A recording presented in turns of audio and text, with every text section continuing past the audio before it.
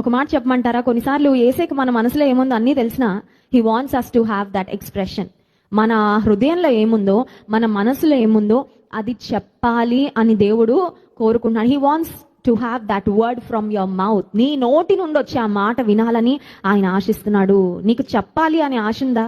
నీ ప్రేమను వ్యక్తపరచాలి అనే ఆశ ఉందా? నీ కృతజ్ఞతను వ్యక్తపరచాలి అనే ఆశ ఉందా?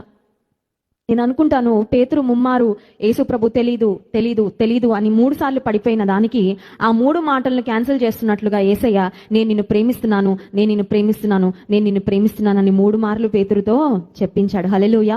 So that was again a rising up experience. పేతురు జీవితంలో మళ్ళీ నేను యేసయ్యను ప్రేమిస్తున్నాను అని ముమ్మారు ఒప్పుకోవడం. యేసు ప్రభు పేతురుని అడిగినప్పుడు వి డు నాట్ నో, అక్కడ ఎంతమంది ఆడియన్స్ ఉన్నారో మనకు తెలీదు, కొంతమంది వ్యక్తులు ఉన్నప్పుడు యేసు ప్రభు ఎవరో నాకు తెలీదు అని బొంకాడు పేతురు. కానీ యేసయ్య మళ్ళీ పేతురు నోట నుండే ఆ మాటలు విన్నాడు. నేను నిన్ను ప్రేమిస్తున్నానయ్యా, ఐ లవ్ యూ లార్డ్ అని చెప్పిన తర్వాత దేవుడు పేతురుకు ఒక శ్రేష్టమైన బాధ్యతను అప్పగించాడు. నీవు నా గొర్రెలను మేపాలి.